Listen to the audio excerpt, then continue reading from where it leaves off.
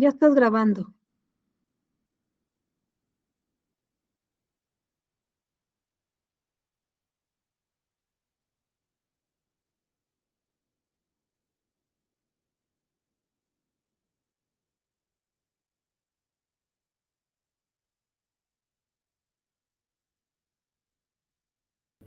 ¿Está David conectado?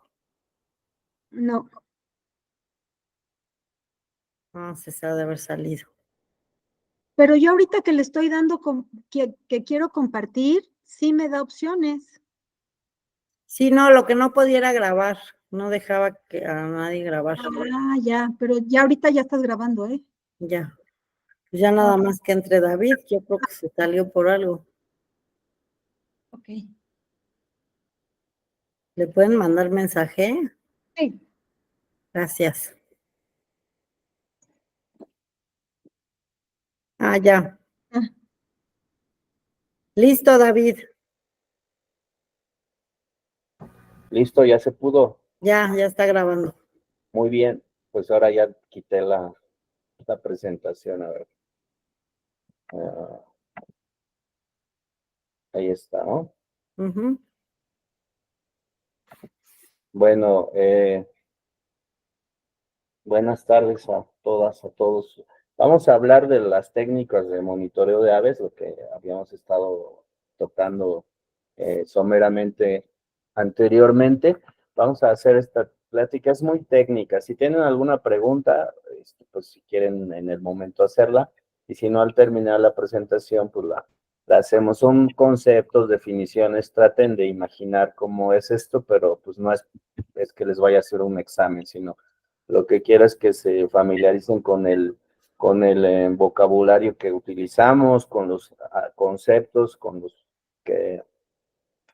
el enfoque, y entonces pues ya realizarlo en campo. Lo más importante es aprender a hacerlo en campo, y pues con la presentación no lo van a aprender, pero van a tener un poco del contexto. Entonces eso es lo que quisiéramos, para que no se preocupen en sacar anotaciones. Tratemos de entender los conceptos detrás de la teoría, y luego ya podemos hacer una pequeña discusión. Tengo unas presentaciones, al final vamos a hablar del caso Valle de Bravo y de algunas cosas en las que ya podemos interactuar con la brigada como tal. Entonces, si quieren anotar algo está bien, si no, igual yo les voy a mandar algún extracto en PDF para que tengan pues alguna bibliografía. Es importante que la tengan, pero vamos a hacerlo así, pues, porque es un poco árida la presentación, especialmente esta. Luego vamos a ver cómo entrenamos a algunos especialistas, y finalmente lo que hemos hecho en Valle de Bravo. Bueno, entonces hablamos de técnicas de monitoreo de aves silvestres, entendiendo esto a las aves pues, que viven en su componente natural, en su hábitat natural, en vida libre, es decir, como les digo, en su hábitat natural. Quitar la cámara, es que se me llena esto de anuncios y pantallas. Bueno, entonces, lo primero que tenemos que entender es, bueno, un programa de monitoreo como tal, como comúnmente se denomina. ¿Para qué nos sirve? Bueno, nos sirve para estimar índices de abundancia, estimar parámetros demográficos, y nos permite también conocer información sobre el hábitat. De hecho, contrastar la información sobre el hábitat, la información que obtenemos cuando vamos a campo, contrastarla contra los parámetros demográficos o los índices de abundancia, pues nos da una información más completa y el contexto ecológico de lo que estamos haciendo. Tomemos en cuenta que para ir a campo se requieren muchos recursos humanos y económicos y logísticos. Entonces, cada vez que pisemos campo buscando estudiar a las aves, mamíferos, reptiles, plantas, lo que sea, tenemos que sacar el mayor provecho, la mayor información posible de cada visita. Por eso hay que llevar ya una visión sistematizada de recoger información, que cómo la vamos a analizar, qué información vamos a recoger que sea suficiente para que la analicemos y nos brinde conclusiones incluso de índole estadístico que sean útiles, y entonces pasamos a ser simplemente observadores de la naturaleza a, pues, de cierta forma, profesionales del trabajo con la naturaleza, que muchas de ustedes, más bien todas ustedes, pues ya tienen una formación en esto, y este entrenamiento les serviría para tener el ABC de qué elementos pues, van a utilizar para cuando estén en campo enfocadas en la evaluación de las aves. Entonces, estimaremos índices de abundancia, parámetros demográficos, que tiene que ver con la pirámide poblacional, creo que ese concepto se entiende, y la información sobre el hábitat, que es muy importante. Ahorita voy a ver puntualmente qué tipo de información. ¿Cuáles son los periodos de estos monitoreos más adecuados o podemos enfocarnos en temporada reproductiva, que hablando en general, pues cada especie se reproduce en épocas distintas. Algunas son muy estacionales, otras medianamente estacionales y otras son más abiertas en su reproducción. Entonces, la temporada de reproducción es un periodo importante. Podemos pensar desde marzo, toda la primavera, hasta el inicio del verano. Algunas se extienden hasta el verano. Eso es un periodo importante. Monitoreo demográfico, captura con redes o búsqueda de nidos a lo largo de toda la temporada reproductora, dependiendo de la especie o especies que estemos tratando de estudiar.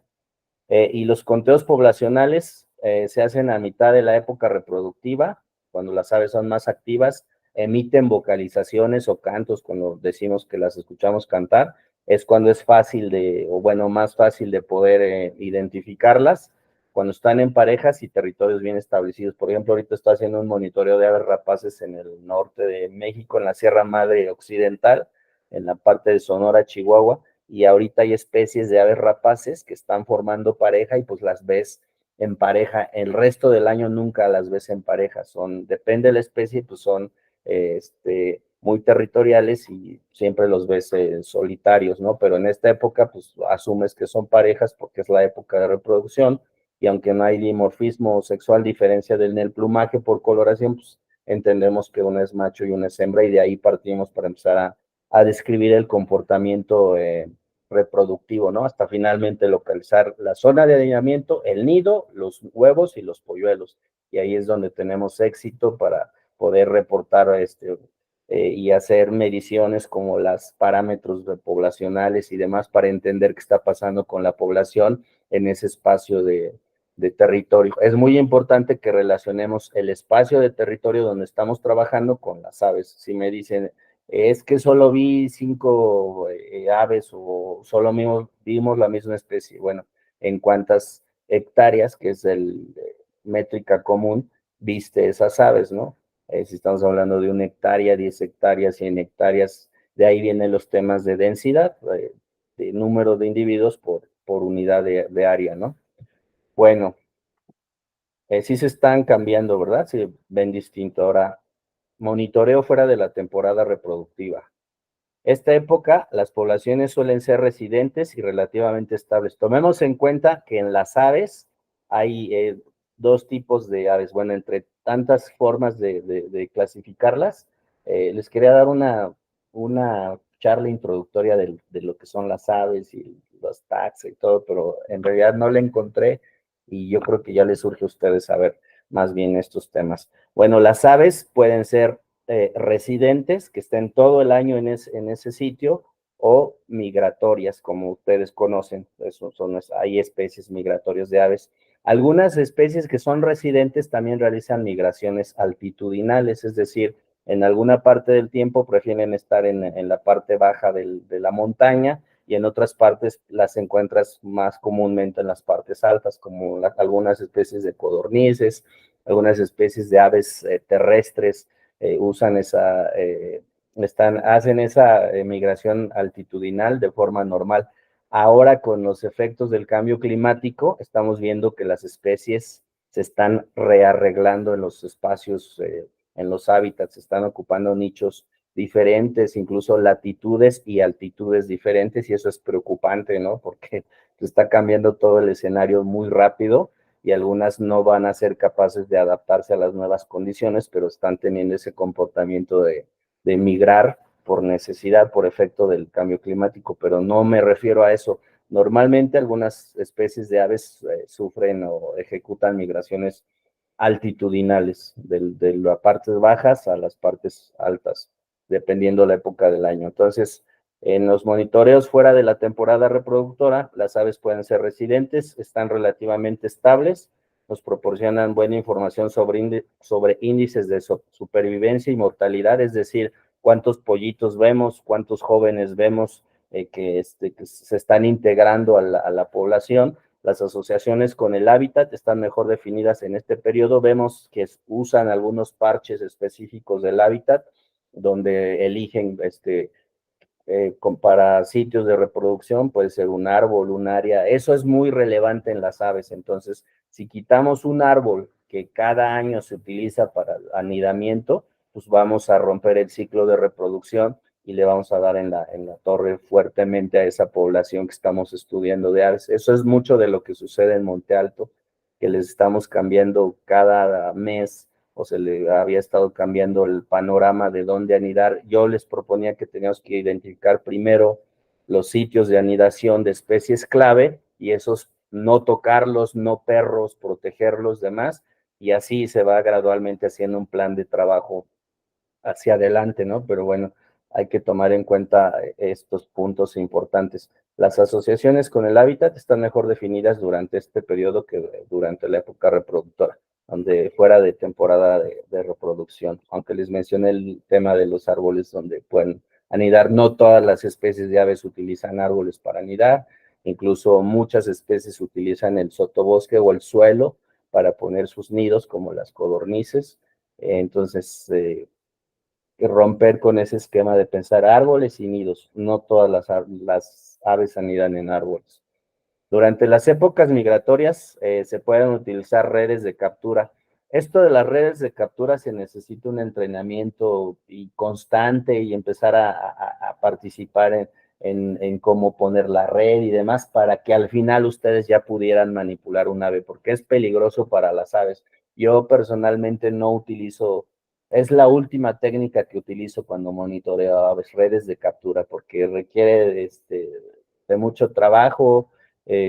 Las aves se estresan demasiado, las estás contando, o las anillas, solo para cuestiones muy importantes, como por ejemplo anillarlas o ponerles un radiotransmisor, pues utilizamos métodos de captura, pero porque son muy invasivos estos métodos, pero se pueden estudiar a las aves y contar a las aves sin necesidad de manipularlas y tocarlas y atraparlas en las redes. Les digo porque hay una tendencia, o hace algunos años, muchos biólogos les encanta estar manipulando a las aves y tomar las fotos, y la tengo en la mano y todo, y está comprobado que se estresan, y no sabemos esa ave cuánto, con el estrés que le metimos en la manipulación, cuánto tiempo va a durar o cuánto le quitamos de vida. Entonces, esta es una técnica que yo con ustedes al final, la ponemos hasta el final. No les voy a decir, pónganse a poner redes en todo Valle de Bravo y vamos a capturar aves. Eso no lo vamos a hacer, no por el momento. Bueno, nos aporta datos sobre la composición específica, fechas y magnitud de los movimientos migratorios. Por eso se utilizan y es que en otras partes, digamos en Canadá o en Estados Unidos, pues las atrapan, les ponen anillos que las identifican, y nosotros las atrapamos acá en México, y entonces ya corroboramos que el ave fulana con el número de anillo tal, pues llegó hasta los Tuxtlas o hasta el sureste mexicano, ¿no? Para eso sirve. Ahora, pues se pueden usar radiotransmisores. Simplemente lo que pasa es que el costo pues limita mucho este tipo de estudios, porque los radiotransmisores se mandan a hacer especialmente de acuerdo a la especie y el peso y el tipo de estudio, y pues cuestan, es un estudio caro, es de los más caros que podemos utilizar. Yo he trabajado relativamente pocas veces con radiotransmisores, porque no encuentras un patrocinador tan comúnmente, ¿no? Les puedo platicar después en otras presentaciones, trabajos específicos que hemos hecho con radiotransmisores. Bueno, muestreo constante con redes de captura y anillamiento. Lo que les decía, el uso de redes es el método idóneo para obtener información sobre la demografía de la población. Por ejemplo, proporción de juveniles capturados en las redes puede proporcionar una buena medida de la productividad de las aves durante las últimas semanas. Es decir, cuántas aves calculamos que nacieron y sobrevivieron bueno, eclosionaron y sobrevivieron de la temporada pasada, del año pasado a este, pues capturando juveniles. Por ejemplo, ahorita que están los volantones cayéndose por todos lados, pues los capturamos, los medimos, les medimos las alitas, las patitas. Ahorita vamos a ver qué parámetros se toman en cuenta y podemos calcular su edad a partir también del plumaje, si ya está completo. Las plumas están todas clasificadas, se pueden contabilizar también y ver si ya completó su plumaje. La proporción de machos y hembras en una población puede ser utilizada para determinar el índice de supervivencia diferencial entre ambos sexos, así como la capacidad de crecimiento de la población. El aniñamiento de individuos aporta información sobre el grado de dispersión entre hábitats y la sobrevivencia individual entre años. Este es un nombre, una definición común en estudios de demografía en dinámica de poblaciones, la dispersión, o sea, qué tanto utilizan un hábitat u otro y cuál es su preferido. Y les puedo decir que en general, hablando de todas las especies de aves, al menos las que habitan en México, estamos hablando de alrededor de 1,200 especies diferentes, de diferentes tamaños, de diferentes alimentos, carnívoras, frugívoras, en fin, una variedad importante. La mayoría de estas aves varían el uso de hábitat durante el año, o sea, no van a utilizar el mismo tipo de hábitat todo el año. Por eso hay que saber cómo están utilizando el hábitat del sitio específico que nos interesa saber cómo está sucediendo ahí la ecología de estas especies, el comportamiento, su interacción con las otras especies. Es un tema más complejo que solo contar aves y ver cuántas hay, identificar las especies. Tenemos que entender las relaciones presa-depredador, por ejemplo. En las aves, muchas aves parasitan los nidos de otras aves, es decir, algunas hembras de ciertas especies ponen sus huevos en los nidos de otras especies y esperan que esa mamá postiza los incube, eclosionan, y cuando eclosionan se dan cuenta esas mamás que son sus hijos, no son sus hijos. Y así promueve la especie invasora que puede reproducirse rápidamente, por eso se vuelve invasor. Eso ocurre con algunas especies exóticas de aves que están compitiendo con las especies nativas, ¿no? Eso está ocurriendo en México actualmente.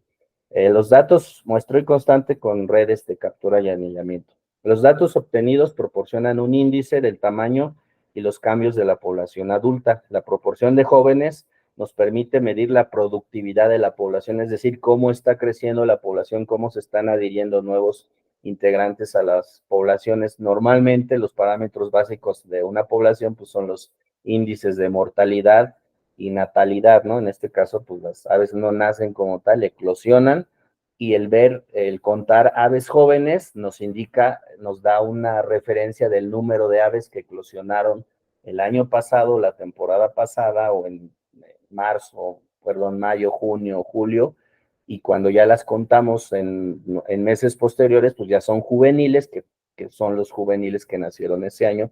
Entonces nos dan una idea de la productividad de la población.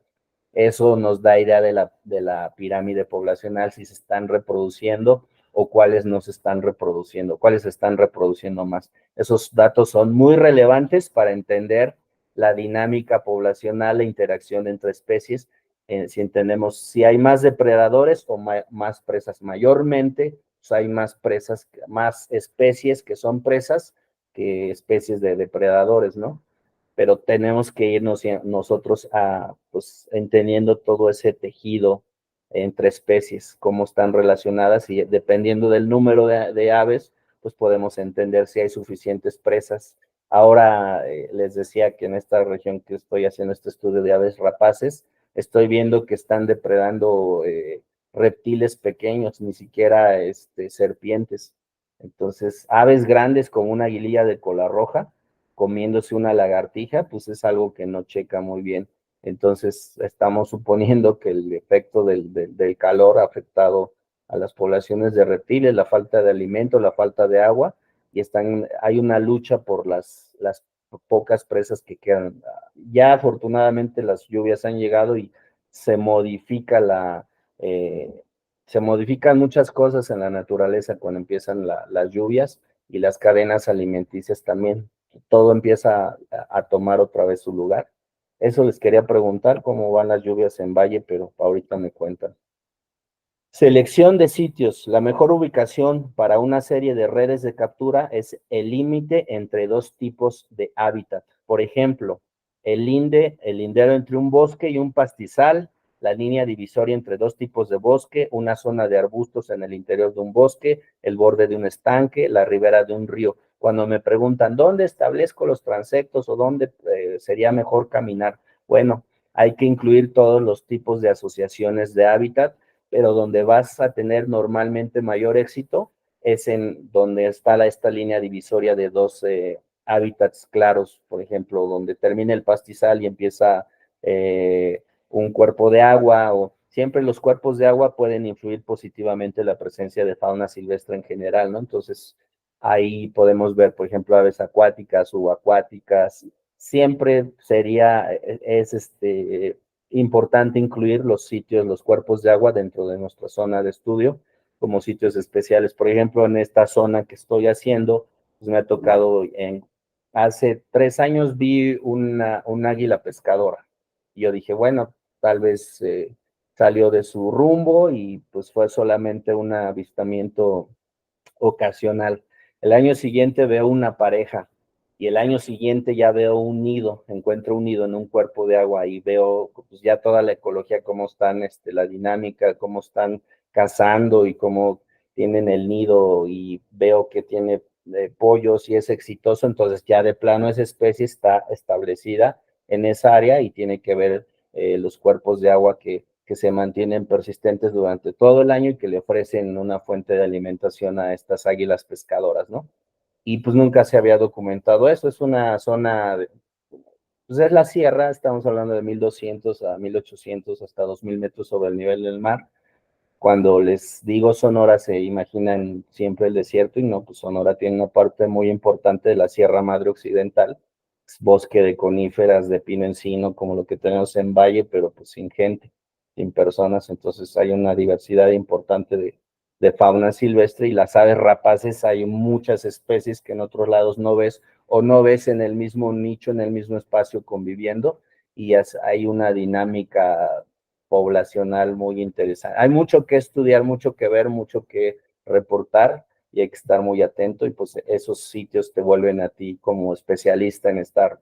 Diario sales y ves muchas especies de aves, ves especies migratorias, es una gran universidad, es un gran laboratorio, ¿no?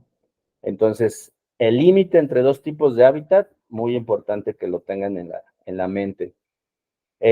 Áreas especialmente productivas, como las que en un tipo determinado de hábitat se estrecha a modo de embudo debido a un accidente del terreno o un curso de agua o un claro en la vegetación. La vegetación riparia alrededor de los bosques, los cuerpos de agua, por ejemplo, un arroyo, y que tú empiezas a ver que está más verde ahí, bueno, ese es un buen sitio para tratar de identificar las especies de aves. Las aves en particular, aquellas que utilizan arbustos, serán dirigidas de forma natural hacia una red situada en este punto. Esto habla también para la selección de sitios donde poner las redes, ¿no? Tal vez en algún momento lo hagamos como ejercicio, como poner una red. Hay que comprar la red, hay que tener la red. Teóricamente no le venden una red a cualquiera, aunque ahora por internet pues creo que sí la pueden conseguir, porque pues, es un arma que afecta, que mal utilizada pues vas a causar una mortandad impresionante en las aves, porque las aves que quedan atrapadas ahí, si tú no las destrabas, ahí se van a quedar y se van a morir de inanición por sed o sin poder comer, ¿no? Entonces, bueno, vamos a ver un ejemplo aquí de sitios importantes donde podríamos nosotros poner las redes, que les digo que no es lo que vamos a hacer ahora, pero sí los transectos donde podemos caminar. Pues aquí tenemos un manantial, un punto de conteo cerca del manantial, la ubicación de la red dice aquí lugar de procesamiento, es donde llevamos a los individuos que tomamos de la red y los llevamos a una mesa donde tomamos las medidas y todos los datos, pero eso no lo vamos hacer ahora. Entonces, aquí vemos el arroyo y sitios a un lado del arroyo, de aquí se desprende un manantial. Estos son buenos sitios donde podemos caminar. En este caso está tomando en cuenta el componente agua como un diferencial de mejoramiento, donde hay mejor hábitat, ¿no? Como un diferencial para el mejor hábitat para las aves. ¿Qué datos de información necesitamos recabar? Bueno, pues mayormente se mide el pico, las alas, las patas y las plumas remeras, estas que son de la cola. Podemos ver si están completas y cuánto miden. Esto ya si se van a dedicar a, como veo que sí lo están haciendo, a estudiar a las aves, pues ya se tienen que aprender la anatomía exterior de las aves, las partes pues, más comunes, más básicas de las aves, como la frente, porque puedo decir, pues el chipe rojo tiene la frente roja y el lomo amarillo. Y si pues, no conocen las partes de las aves, pues les va a ser complicado entender a qué me estoy refiriendo, ¿no? A qué nos estamos refiriendo. Esto se utiliza mucho en lo que llamamos marcas de campo, son las características que vemos en el ave cuando la vemos volando o perchada o caminando en el campo, y entonces yo le digo a Alice, mira Alice, ahí está un ave que tiene frente amarillo, la corona negra, los tarsos blancos o rojos, los tarsos pues normalmente son negros, rojos, amarillos. Hay, por ejemplo, diferenciación entre algunas especies de garzas, el color de los tarsos, por eso es importante. O la edad, a veces un juvenil las tiene rojas y el adulto ya las tiene negras. Entonces, es muy importante que se aprendan la anatomía de las aves. Les voy a dar un material donde viene claramente las partes de las aves señaladas. Incluso hacíamos un ejercicio de las partes en español y en inglés para los niños de preescolar. De aquí se desprende mucho material de educativo y de sensibilización ambiental. Con el tema de las aves se puede generar material. Yo tengo mucho material, incluso alguno impreso que podríamos usar para alguna actividad. Al final de esta presentación vemos qué actividades hemos hecho, pero aquí se puede usar mucho. Por ejemplo, esta misma ave, esta laminita, pues la puede iluminar un niño, y aprovechando que la va iluminando del color que quiera, pues le vamos diciendo, pues aquí iluminaste, estas se llaman rectrices, o este es el lomo, o este es el manto, o este es el abdomen, o este es el pecho. Y realmente les gusta mucho a los niños hacer esa actividad, y pues ustedes repasan las partes del ave, ¿no?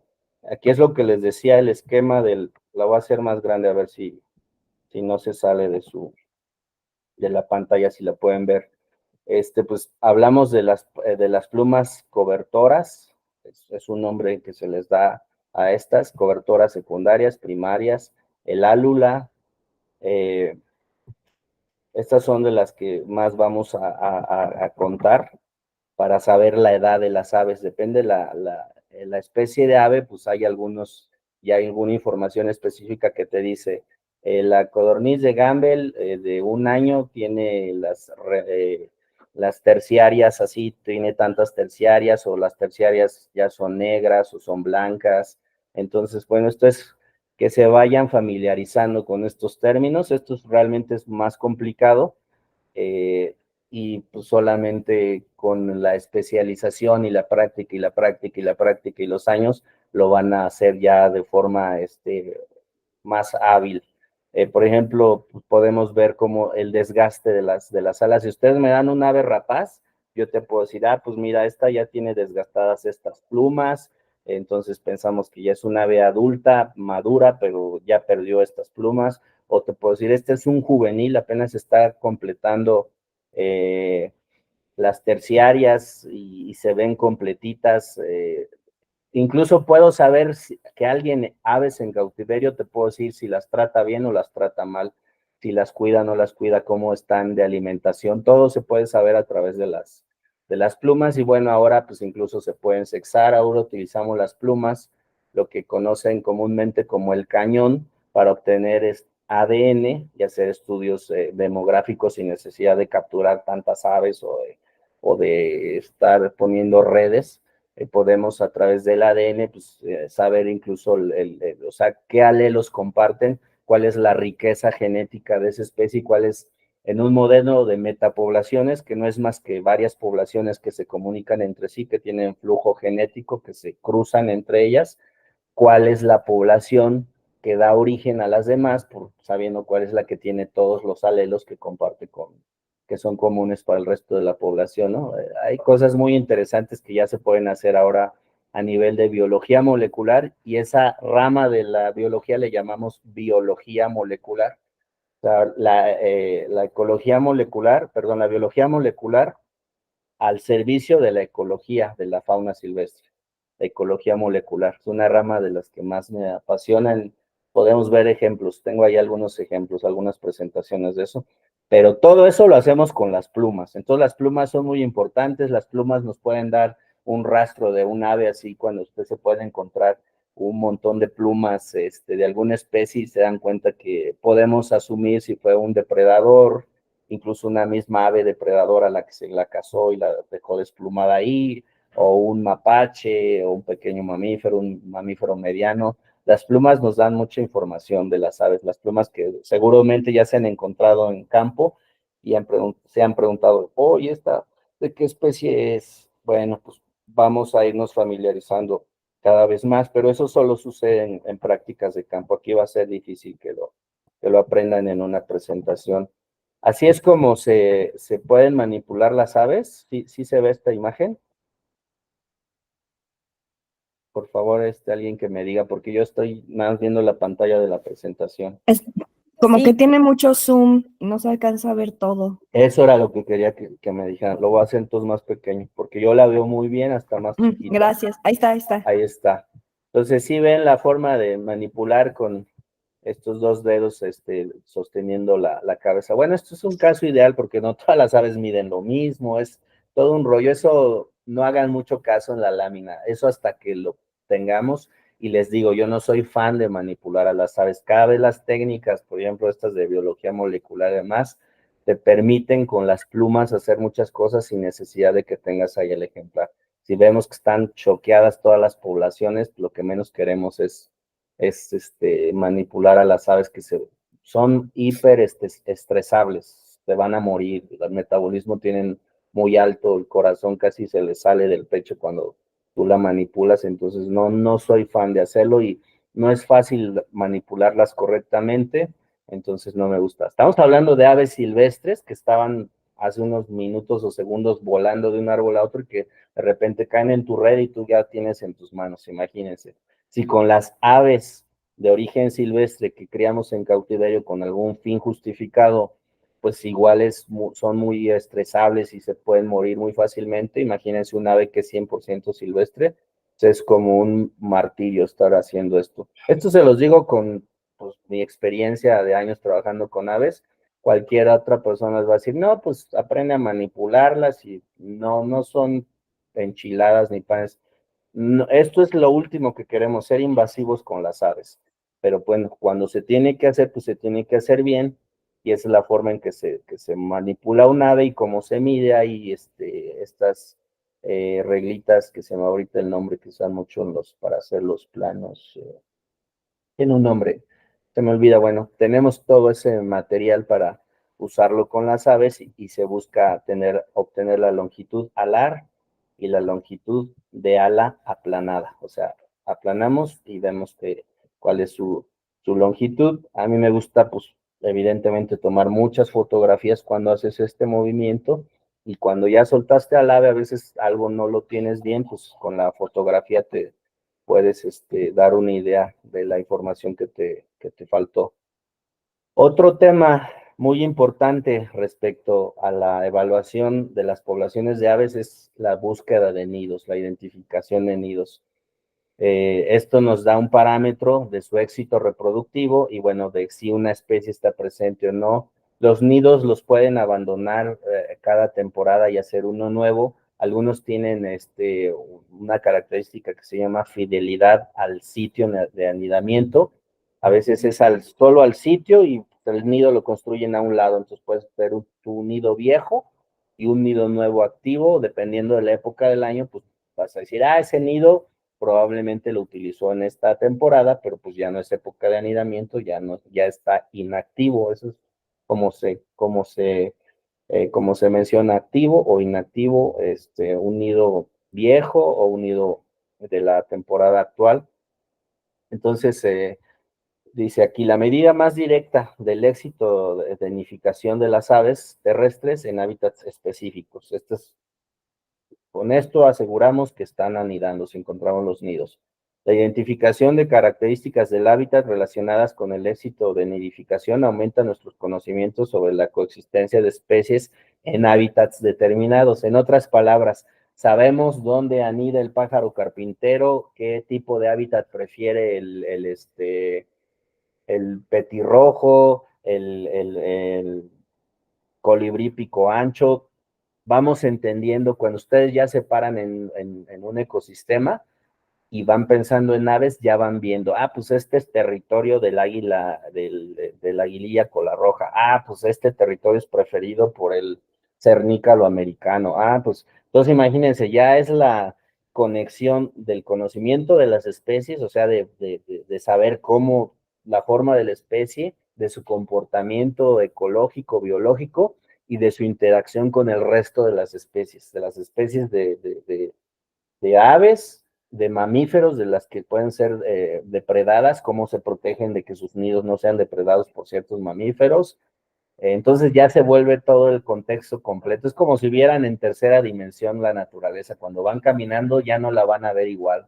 Van a ir viendo como si tuvieran un visor y van midiendo y van calculando. Y oye, este árbol parece una percha adecuada para una aguililla gris. Sí, tiene la altitud, o este encino parece ser un buen hábitat para diferentes especies de aves. Si te quedas una media hora mirando ahí, empiezas a ver cuántas especies llegan y utilizan las ramas. Unas están comiendo, otras están en el suelo, otras caminando como los saltapared, comiéndose las termitas. Es todo un árbol, puede ser todo un ecosistema completo para diferentes especies de aves. Y regresas al siguiente día y ves lo mismo, pero regresas en otros meses, en otra temporada, y ya ves un uso diferente, o ya ves algunos nidos, o ya ves que pues ya se adueñó de él unos mamíferos, y ya las aves ni se acercan ahí. Entonces tú puedes ir a hacer la... David, Sí. si por ejemplo tú identificas un ave en un territorio X, más o menos se quedan ahí, o sea, ya haz de cuenta que ya nacieron y empiezan a hacer su vida normal y se mantienen cerca de esas áreas o se van a otro lado. Digo, no hablo de las que migran, sino... Ajá. Sí, sí se mantienen, Liz, mayormente se mantienen en ese nicho, en ese espacio. ¿Te acuerdas cuando fuimos a San Juan la primera vez? Más o Sí. menos, a lo mejor hiciste un listado de aves, pero lo importante es saber dónde la viste. Si regresáramos cada semana, te darías cuenta que más o menos en los mismos sitios donde viste carpintero, vas a volver a ver carpintero. O si no, el mismo espacio o el mismo tipo de árbol, a lo mejor no en el mismo sitio, pero sí más adelante lo vas a ver. Entonces, tú ya vas sabiendo a dónde vas volteando, pensando en qué especie vas a ver. Sin embargo, pues a veces ves cosas insólitas que, de repente ya hay una pareja de aves que nunca habíamos visto aquí, pero sí tienen, la mayoría tienen fidelidad al sitio, mientras no le muevas, ¿no? Eso es el problema en Valle y en todo el mundo, que pues hoy es bosque y mañana ya está ahí una casa, o el Chedraui o lo que sea. Entonces ese es el tema. Hay que ver cómo se están reorganizando, reacomodando. Yo veía constantemente un águila pescadora atrás de la cárcel. Ya ven que sale, por ahí hay un, del río Tizates, termina por ahí pues al menos un bracito del río. No conozco cómo está todo el río Tizates, la cárcel, el presidio en Valle, y en una zona muy contaminada y con mucha gente, un águila pescadora constantemente la veía ahí. Nunca pude localizar el nido, pero pues tienen fidelidad. Por ejemplo, aves grandes tienen fidelidad a los sitios donde viven, porque pues ya establecidas, tienen todos los componentes del hábitat, siempre y cuando no se los modifiquemos. Pero por épocas del año sí, pues sí van cambiando, eso sí. O sea, épocas dramáticas es primavera, contrastar primavera, el uso del hábitat en primavera contra el uso del hábitat en invierno, ¿no? Por ejemplo, en invierno tú ves hasta especies que en otras temporadas no son gregarias, pues se juntan para buscar alimento, para protegerse. Lo he visto yo con algunas especies que no veo juntas en otras épocas del año, y es que qué interesante, ahora ya están juntos estos y se avisan de los depredadores, pero no son la misma especie, pero forrajean juntos, comen juntos en la mañana, y vas entendiendo todo esto. Por eso es muy importante para ustedes que están aprendiendo y llevando a cabo todo lo que están aprendiendo, que tengan que regresen al mismo sitio, que estudien un mismo sitio un año, por ejemplo, y van a aprender a entender más la ecología de los animales, cómo se comportan. Ahora, pues un colibrí pico ancho en Valle de Bravo a una altitud, cuando voy a otro ecosistema diferente, a un manglar o al desierto, va a ser diferente el uso del hábitat, ¿no? Entonces eso es muy interesante. Con las aves sucede que te vuelves especialista de un grupo de aves si trabajas en el bosque de pino encino, en Valle, no sé, en Morelos, y cuando tienes que hacer un estudio de otro tipo de aves, empiezas de cero, aprender todo otra vez, además de las especies que viven en ese sitio, pues entender su ecología, su comportamiento. Es muy interesante en ese aspecto con las aves, bueno, y también con los mamíferos, solo que pues no hay 1200 especies de mamíferos, y sí las hay de aves. Muy buena pregunta, Alice. Pues espero Gracias. que más o menos haya quedado. Búsqueda durante la puesta, dice, durante la postura, ¿no? Porque una cosa es, miren, las aves forman la pareja, o sea, se aceptan. Las aves tienen los sistemas de reproducción más complejos que existen en el mundo animal, es decir, puede haber una hembra con varios machos con una hembra, un nido para varias especies, la parasitación de los nidos. Ese es un tema completo, se llama sistemas de reproducción. Los sistemas de reproducción son tema de varios estudios de doctorado, son temas completos, que, bueno, ahorita solo les menciono que tienen sistemas muy complejos de reproducción, poligamia, poliandría, hay todos los sistemas que se puedan, las mezclas de reproducción existen en las aves. Entonces, la monogamia extrema, donde se dice que si se muere o el macho o la hembra, pues la pareja no vuelve a reproducirse, no vuelve a formar pareja, como sucede en los seres humanos. Entonces, es complicado estudiar la reproducción de las aves, es un tema delicado. Bueno, les decía, búsqueda durante la puesta. Es el periodo más difícil para encontrar nidos. Les decía, forman la pareja, construyen el nido, se reproducen, ponen los nidos, ponen los huevos, que a eso le llamamos la puesta, la postura, incuban. En promedio, las aves incuban 21 días en la naturaleza. Esto varía con cada especie. Imagínense, desde un águila hasta un colibrí. En general, para que tengamos en cuenta el metabolismo de los animales, entre más grande es un animal en tamaño, más lento, es decir, su frecuencia cardíaca es menor, todo es más lento. Y entre más pequeño es un animal, su metabolismo es más acelerado, sus ciclos son más cortos. Un colibrí, pues le late el corazón más rápido que un águila real, para que tengan en cuenta así en general cómo funcionan los animales silvestres. Entonces es el periodo más difícil para encontrar nidos. Las hembras visitan solamente los nidos para poner los huevos. En este periodo puedes encontrar un nido con huevos, pero la postura no está completa. Si tú conoces cuántos huevos pone esa especie, por ejemplo, digamos, el correcaminos, pone 5 huevos, perdón, y tú encuentras un nido de correcaminos, pero solo tiene 2 huevos, es probable que siga la postura. Hasta que se completa la postura, la hembra se echa sobre el nido. A veces la incubación es compartida entre hembra y macho, y a veces incluso solo el macho incuba a los huevos.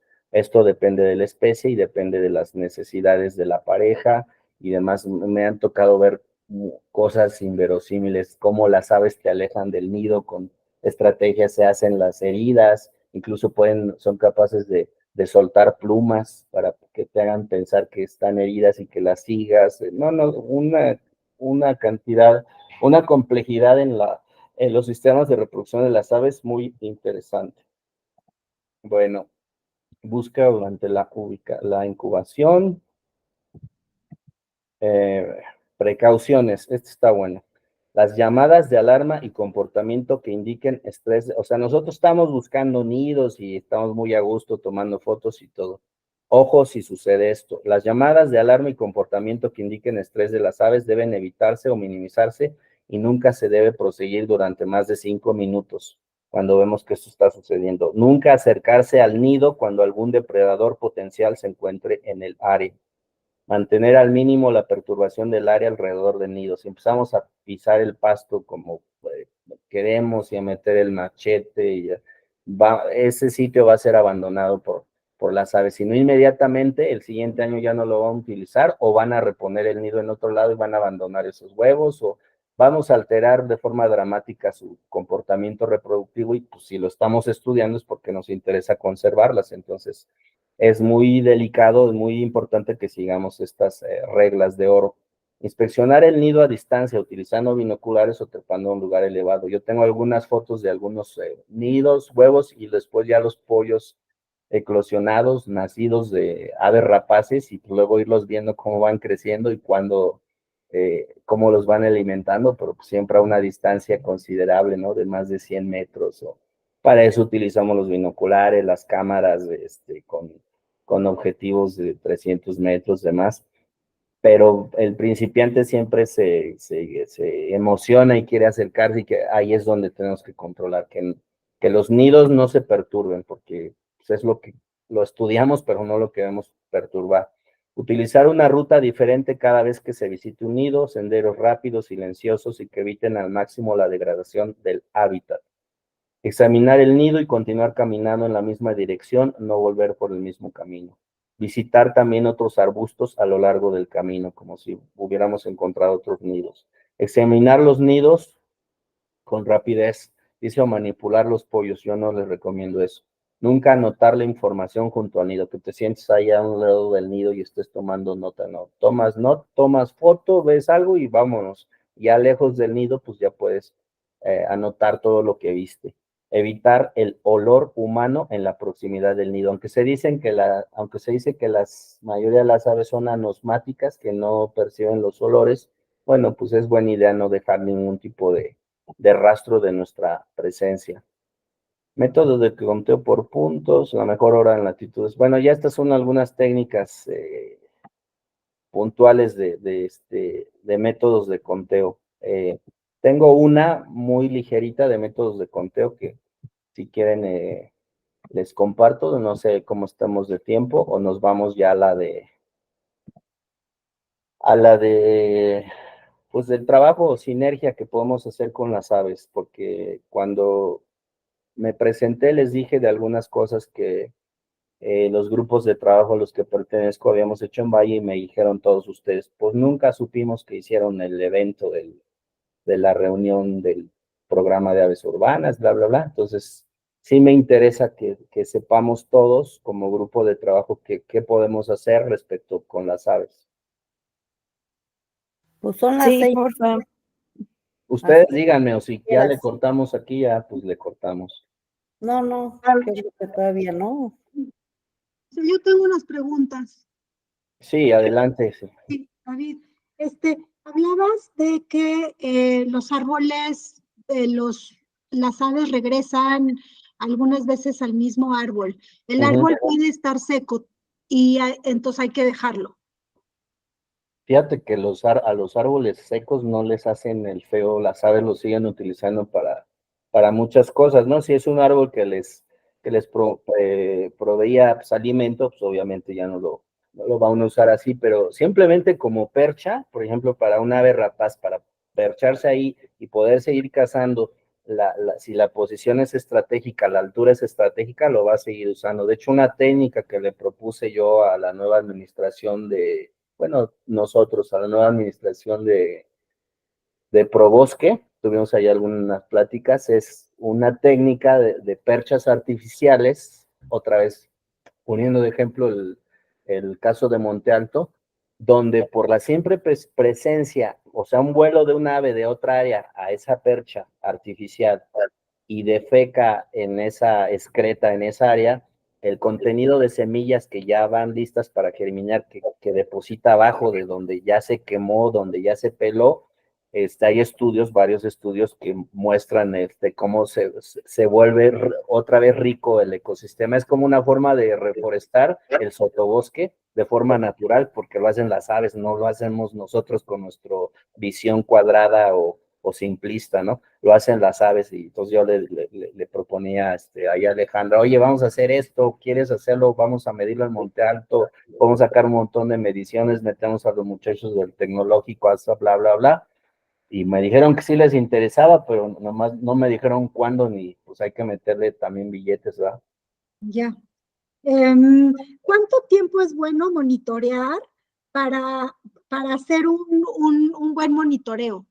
Al menos un año, Silvia, para entender qué pasa con esa población. Me refiero a que al menos tengas un monitoreo representativo de cada estación del año. Las más críticas son primavera e invierno, pero pues en verano también suceden otras cosas, a veces con la riqueza de abundancia de alimento que hay después de las lluvias, y se modifica la dinámica. Entonces, que tú me digas, yo monitoreo una semana en primavera, otra en verano, otra en invierno, otra en otoño, está muy bien, de acuerdo al área, ¿no? Que estamos hablando, pero al menos, pues así en términos prácticos, métete 2 semanas, una semana, pero cada época, una de cada de las 4 épocas del año, de las estaciones, sí. Y el recorrido, por ejemplo, ¿cuál sería el mejor? O sea, empezar a hacer los recorridos en la periferia, transectos. Ahí vamos, de eso habla la siguiente, que es muy cortita, de 10 diapositivas. Es muy lógica tu pregunta, vamos con esa. Sí. Si quieren, vamos a esa presentación, y yo creo que ahí se resuelven varias dudas ya de técnicas de monitoreo específico. ¿Sí, Liz? Sí, adelante. Entonces aquí ya la tenía por aquí abierta.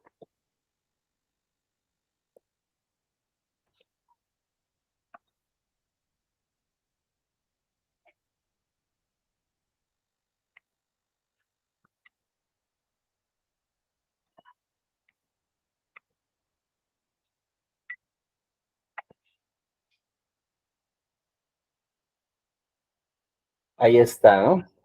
Hay unas cosas que están escritas en inglés, pero bueno, pues no es problema aquí. Esta presentación es la que se nos da de introducción al grupo de especialistas de IUCN que trabajamos con aves. Esta la hicimos para los especialistas que trabajan, bueno, las personas que trabajan con aves, aves que mayormente utilizan la parte del suelo, aves terrestres. Y vienen conceptos muy, muy básicos y muy, muy puntualitos, muy bien explicados, por eso me gusta usarla. Después de un entrenamiento de una semana reciben un diploma de IUCN, luego ya vemos quienes estén realmente interesados en meterse a fondo con las aves, pues darles el entrenamiento completo y pues con algún diploma, algún reconocimiento. Trabajamos esto con IUCN y con el laboratorio de ornitología de Cornell. También se pueden hacer actividades de ciencia ciudadana y demás, es lo que les quería compartir. Pero vamos a ver estos conceptos muy puntuales. Se titula esta estimación de la abundancia de aves galliformes. Vamos a ver qué nos están hablando. Abundancia es el N o número de individuos. Utiliza algunos conceptos de estadística que todas ustedes conocen. Y la densidad es el número de animales de la abundancia sobre el área, ¿no? Entonces, animales por metro cuadrado, por kilómetro cuadrado, por hectárea. A eso nos referimos con densidad. La abundancia simplemente es el N, o el número de animales, de aves en este caso presentes. Bueno, aquí está. La abundancia, número absoluto de individuos de la población, cantidad de individuos de la misma especie en un lugar y en un tiempo determinados. Un concepto muy simple que me gusta retomar es que nosotros no hacemos censos, porque las aves pues se mueven, vuelan, no se encuentran siempre en el mismo sitio, aunque decíamos ahorita que por la fidelidad al sitio, por su ecología, pues están normalmente a veces en el mismo espacio, pero pues se mueven.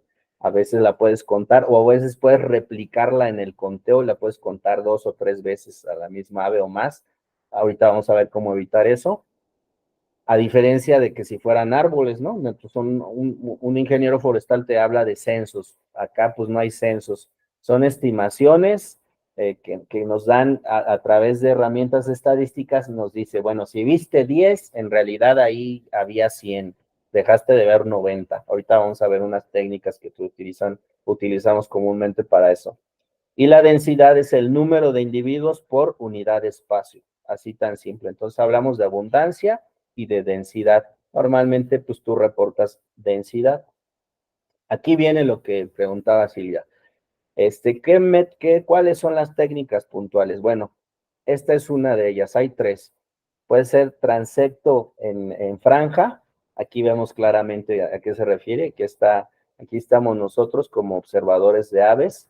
Y vean, este está muy bueno porque vemos el ejemplo. Nosotros vamos a contar solamente las que estén dentro de la franja, de lo azul. Las que caigan fuera, por ejemplo, esa ya no la vamos a contar. Si la llegáramos a ver, pues ya no la contamos porque está fuera de nuestra franja. Normalmente esto, así, ¿de cuánto va a ser el ancho de la franja? Depende del tipo de ecosistema, qué tan abierto, qué tan cerrado es. Me refiero en términos de vegetación. Si hay mucha vegetación en una selva húmeda, pues el transecto va a ser, la franja casi va a ser 1 metro a la izquierda y 1 metro a la derecha, donde tú vas caminando, y no vas a ver más hacia allá, hacia adentro. O sea, me refiero claramente, sí vas a ver, pero si se atraviesa alguna vez, pues no te puedes tener 100% la certeza de que la viste. Entonces, normalmente se hace así, dependiendo del hábitat. Si es en el desierto, pues hasta donde llegue mi vista hacia la izquierda y hacia la derecha, calculo un ancho de transecto de 30 metros, ¿no? Entonces, esto depende del hábitat, del tipo de vegetación y del tipo de especie que estamos estudiando. Cuáles son sus hábitos biológicos o ecológicos. Entonces tenemos franja, transecto por franja, plot circular o observación en puntos de conteo, como le llamamos puntos de conteo circular, donde vamos a considerar aquí cómo medimos el área que estamos cubriendo. Pues nosotros determinamos un radio y el área, pues ya saben, es pi por radio al cuadrado, nos va a decir qué área estuvimos cubriendo. Por ejemplo, las aves rapaces se hacen en puntos de conteo, porque no es que vas caminando y vas viendo aves rapaces así, sino de un punto de conteo alto puedes hacerlo. Funciona incluso en la carretera, lo vemos para algunas especies, se puede contar la carretera como un transecto en franja, y depende de ciertas características, puede funcionar. Y el transecto lineal, que es tal vez el más común, donde tú observas las aves que puedas sobre tu transecto y van a estar a diferentes distancias, ¿no? En el caso también de, bueno, les decía puntos, transectos por punto, otra forma de puntos de conteo, donde tú solamente observas las aves que veas desde donde te paras hacia en 360 grados, pero lo correcto es que puedas tener la distancia de las aves hacia donde las contaste. Ahorita vamos a ver por qué. Para eso, antes lo hacíamos a mano con 1 metro, una cinta métrica de 30 metros o más, y donde veíamos el ave, pues ubicábamos una piedra y nos acordamos si íbamos a medir. Ahora, pues ya tiene muchos años que usamos un distanciómetro, rangefinder, como se conoce, un aparato que usan mucho en el golf los golfistas para calcular su tiro. Los arqueros, tiro con arco, también utilizan este aparato, y es un aparato que se debe incluir en el equipo, un distanciómetro para la observación de aves. Bueno, en estos esquemas de monitoreo, asumimos que la detección es perfecta a cada distancia, que vamos a identificar la distancia con la letra W, y que estamos contando todos los animales. O sea, este es un caso pues, que realmente no existe. Quiere decir que todos los animales, que todas las aves que estaban presentes en el momento del monitoreo, las pudimos ver y que contamos todos y que tenemos y que nuestra detección es perfecta a cualquier distancia. Esta es la idea básica, lo cual pues no es correcta. Es decir, esta función, que a lo largo del transecto, que es L, y a lo ancho, que es W, pudimos observar todas las aves que estaban presentes mientras caminamos ese transecto. Entonces el área la calculamos así, dados W por L, y la distancia, y que está la fórmula. Pero no quiero que se enfoquen ahorita en eso. Lo que quiero que entendamos es que no podemos asumir cuando vamos al campo que observamos todas las aves que estaban ahí y que nuestra visión fue perfecta y que todos los animales los contamos. Porque acuérdense que vamos a hacer, cuando vamos a campo, ya no se trata solamente de identificar qué especies volaron y cuáles vimos y qué bonitas son y no son bonitas, sino necesitamos contarlas. Porque estamos haciendo un monitoreo para dar una abundancia, como vimos al inicio, y una densidad, o abundancia o densidad, o ambas. Entonces, este es nuestro modelo. Otra vez todo se resume en matemáticas, ¿no? Entonces, no podemos asumir que la probabilidad de detección es de 100%, más bien la probabilidad de detección es variable.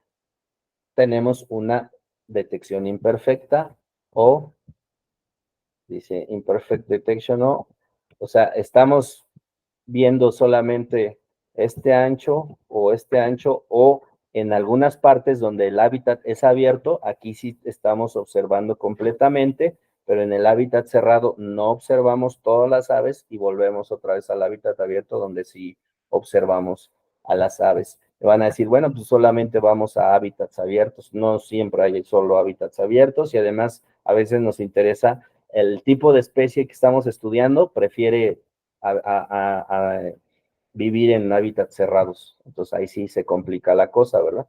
Porque las especies que ustedes ven comúnmente son las que se dejan ver, pero a veces nuestro objetivo de estudio no son esas especies. Necesitamos encontrar las que no son tan fáciles de ver.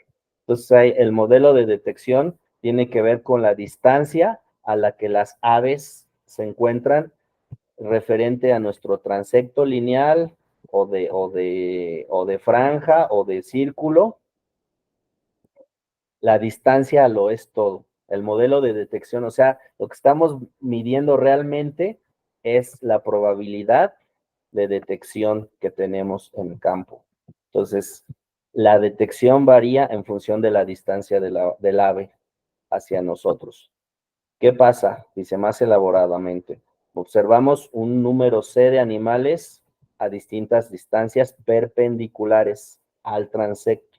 Si ven la línea verde es el transecto que nosotros decidimos poner. ¿Cuánto miden estos transectos? Pues normalmente queremos que midan no menos de 500 metros. Lo ideal es que midan de 1 kilómetro a 2 kilómetros de largo y que después de caminar un transecto, caminemos un poco más, al menos debe de haber una distancia de 300 metros de separación entre uno y otro y empezamos otro transecto. Entonces caminaríamos así, de aquí camino 300 metros para acá, para acá, para acá y empiezo mi otro transecto que pues lo voy a caminar de regreso.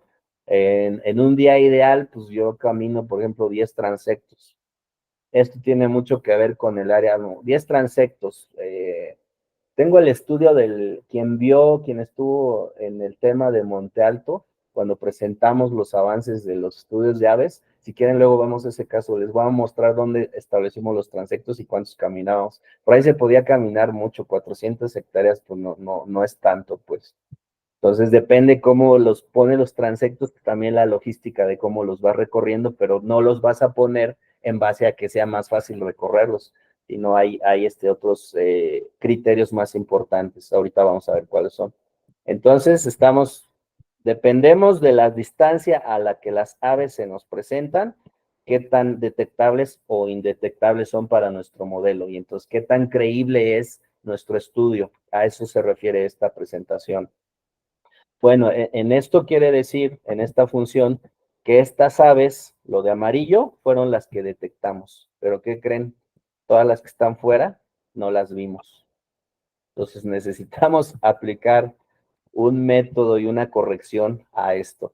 Si fuera uniforme el tema de las distancias, pues nos graficaría así, ¿no? Que todas las aves estuvieran a la misma distancia, pero en realidad no es así, no es lineal, puede ser exponencial, ya me moví mucho, perdón.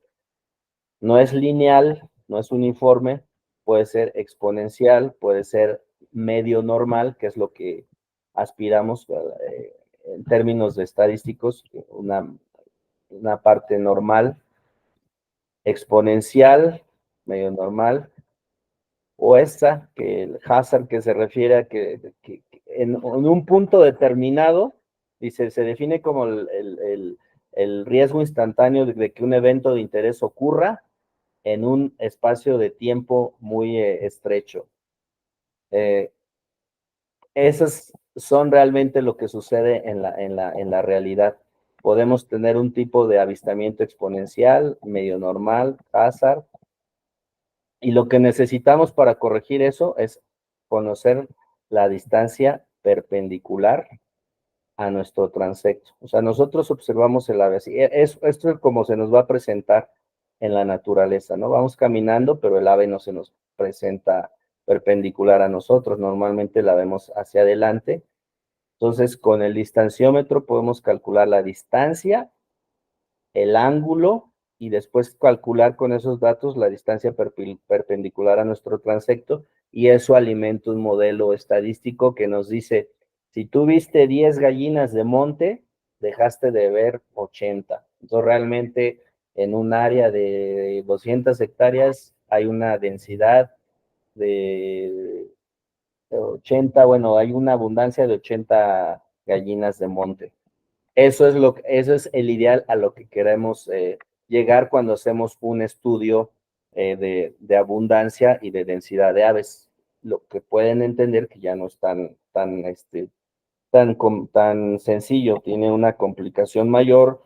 Necesitamos afinar nuestro modelo estadístico, necesitamos tomar estas variables en campo, distancias, perpendiculares, ángulos, que eso lo podemos hacer ahora con el distanciómetro.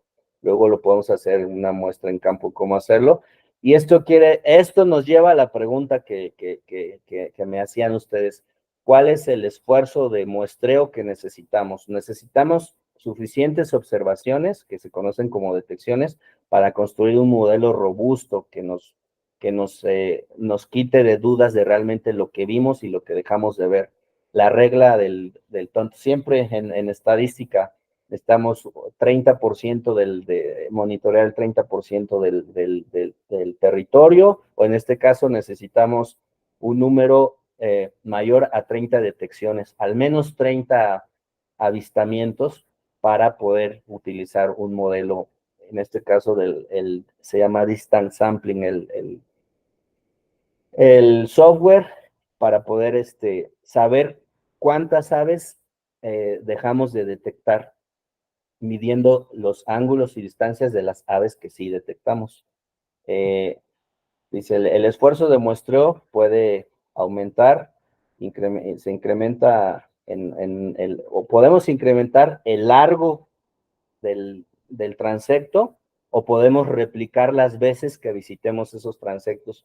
Por eso ya les digo, en términos redondos y con tiempo de experiencia, no menos de 1 kilómetro su transecto, y no menos lo tienen que recorrer unas 10 veces, unas 10 repeticiones por transecto en un estudio. Esa es otra de lo que preguntaba Silvia. ¿A dónde lo establecemos? ¿Cómo lo establecemos? Bueno, tiene que ver, aquí está, vamos a ver esto.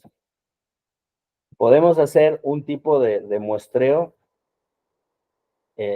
random, aleatorio, que no es aleatorio que nosotros digamos, aquí y allá. Esto también te lo da un modelo estadístico y te dice, pues te va a caer aquí, acá, acá. O sea, la computadora te dice en dónde coloques tus transectos. Ese yo no lo utilizo. Yo utilizo el muestreo estratificado. ¿Qué quiere decir?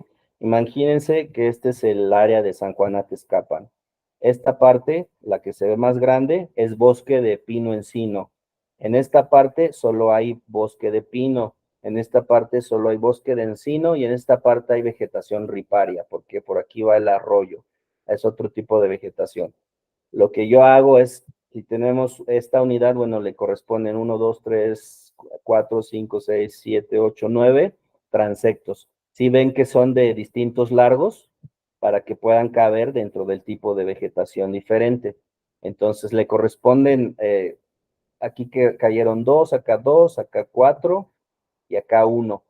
Lo que tratamos es de muestrear todas las asociaciones vegetales que están presentes en el ecosistema.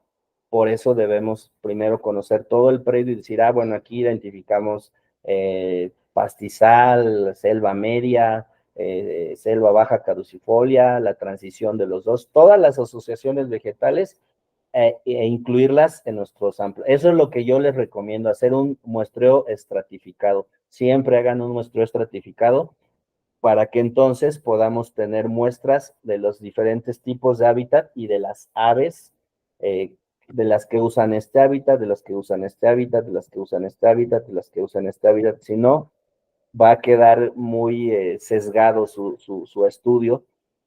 Vaya, si están estudiando una sola especie, aún así les recomiendo que utilicen un sistema estratificado, porque entonces vamos a saber dónde el águila real prefiere. Si vos prefiere el bosque de pino encino, estoy hablando un ejemplo, estoy diciendo por mencionar una especie, ¿no? No es que el águila real viva en el bosque de pino encino, pero si prefiere el bosque de pino encino, si prefiere solo el bosque de pino, si prefiere solo el bosque de encino, o si prefiere la vegetación riparia. Pero cuando estamos haciendo un estudio de diversidad de especies, de presencia, ausencia de especies, todavía nos conviene más un muestreo estratificado.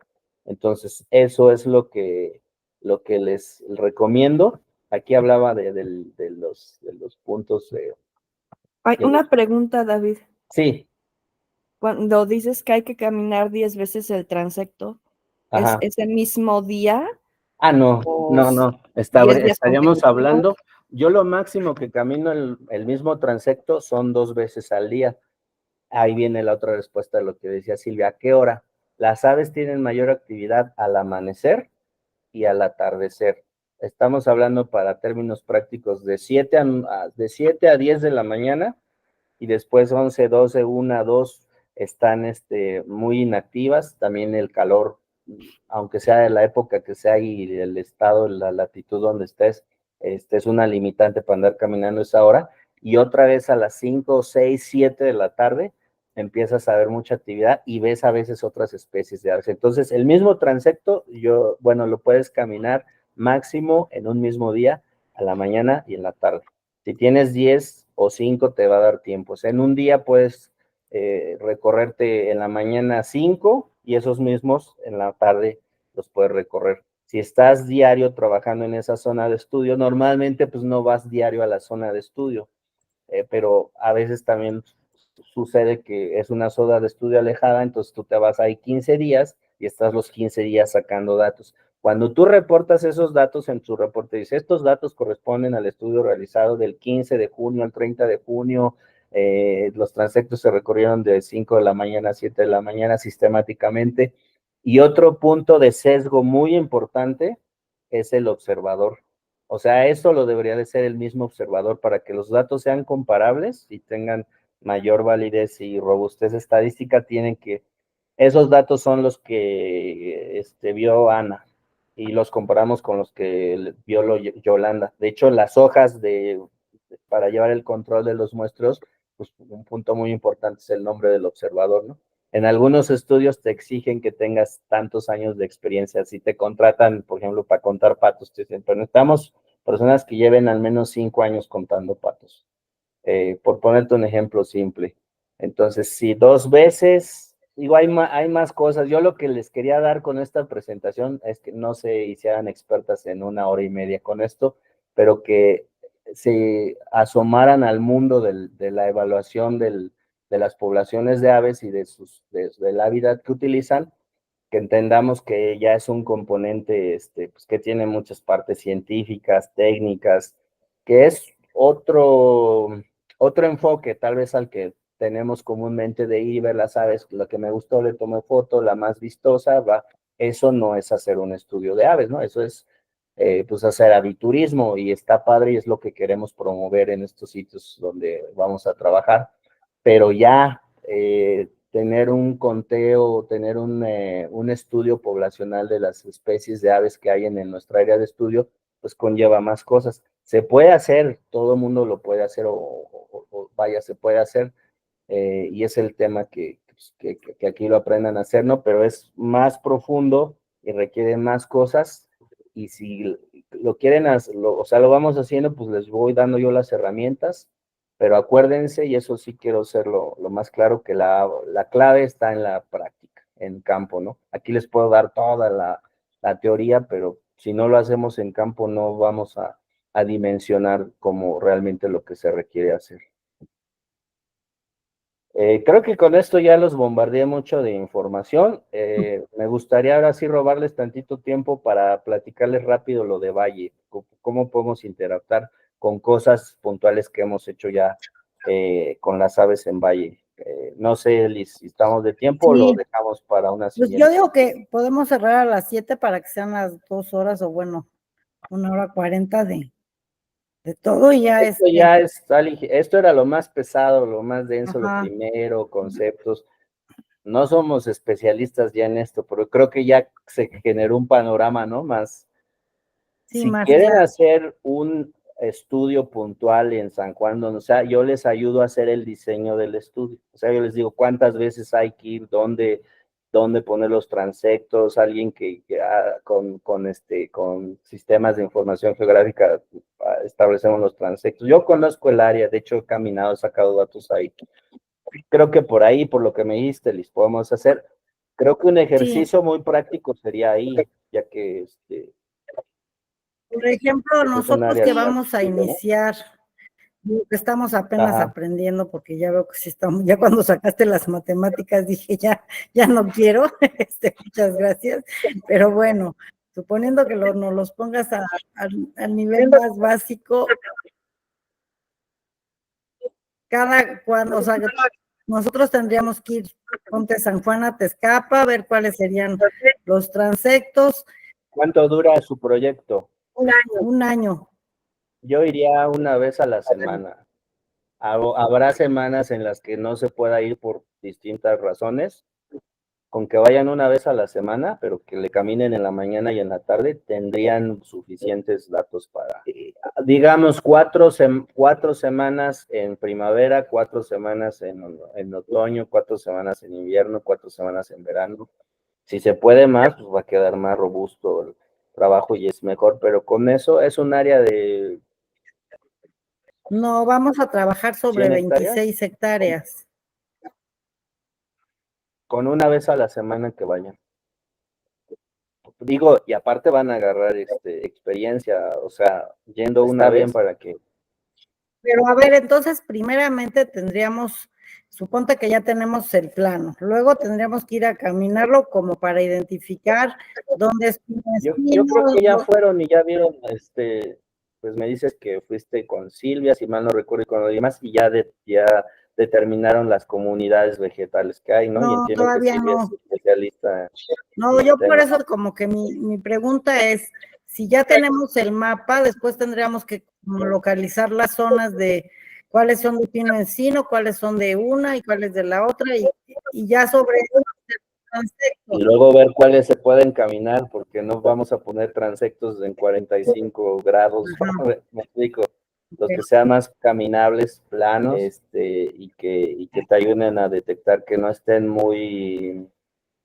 Si es un potrero, bueno, sabes que con las aves a veces nos dan sorpresas, a lo mejor hasta en el potrero hay un nido ahí de un colibrí, o sea, no descartaría todas hasta las más perturbadas, incluir 1 o 2 transectos en esas zonas. ¿Sí? Las mejores conservadas les van a dar otros datos que las más alteradas, ¿no? Ese puede ser un criterio, zonas de mejor estado de conservación y peor estado de conservación, o más impactadas. Creo que por ahí va la filosofía del estudio, ¿no? Del quien fondearía el trabajo. Bueno, pero entonces, primeramente tenemos que ir a identificar la vegetación. Primeramente tienen que ir a tomarse un pulque ahí con... Ese ya. Esa fase ya Pregúntale a está. Silvia. Sí, identificar las comunidades vegetales, si hay cuerpos de agua, si hay zonas altamente impactadas, si ustedes definen ahí su polígono. A mí me gusta más poner más transectos en donde está más íntegra la vegetación, ¿no? Pero pues si es la zona más pequeña, pues los que les quepan. ¿De qué largo? No menos de 500 metros. Si nada más les cabe uno de 500 metros, pues nada más uno de 500 metros que va a atravesar lo impactado, lo conservado, ajá. No dimensiono más o menos en hectáreas cómo quedaría, pero básicamente, eso ya les ayudo, pues, vaya, ustedes lo podrían hacer, pues si quieren que les ayude, pues puede quedar así más cuadradito, si les caminen aquí, caminen acá, estos datos, y bueno, pues a ver si un día me toca caminar con ustedes y ahí podríamos hablar algunos consejos específicos de cómo sacar mayores datos. Por ejemplo, en los transectos vespertinos, pues ahí es donde yo he visto rapaces nocturnas como búhos, tecolotes, que son de importancia ecológica. O sea, hay especies que en tu reporte se incluye si están en la NOM, si están amenazados, y esos son más nocturnos, pues échale ganas a los recorridos nocturnos, pero pues nunca, por ejemplo, en México, pues tenemos el riesgo de la seguridad del personal, ¿no? Entonces nos mandamos a la sierra de Sinaloa en la noche a la gente. Mismo donde trabajo hago pocos nocturnos, pero en los nocturnos traes los vespertinos que vas terminando cuando ya está oscuro, se está poniendo el sol, ¿no? Pero te traes datos muy interesantes o fotos muy interesantes, lechuzas, búhos. Ahí sí, váyanse con la cámara en la mañana. Días nublados, las aves reducen mucho su actividad. Si está nublado, lloviendo y todo, pues ni vayan, no van a ver mucho. Ok. Ya algo te iba a preguntar, pero ya se me fue. No, por esta ocasión no cobro nada. Esto es porque somos... Entonces acordémonos, chicas, de todo lo que tenemos que ir a hacer. Para cuando ya te dices, a ver, ya le tomé la foto a una ave, y yo no tengo ni idea qué ave es, o sea, qué libro de referencia nos... Si están nuevos en esto de las aves, léanse bien los manuales. El que te di de la Ciudad de México, les voy a volver a mandar, esos sí los encontré, pero no los tengo tan a la mano. Les voy a mandar todos los manuales de aves en PDF que hay de las especies que se van a encontrar ahí. Traten de estudiarlos, de aprendérselos y cuando la vean en campo, pero es muy difícil hacer eso.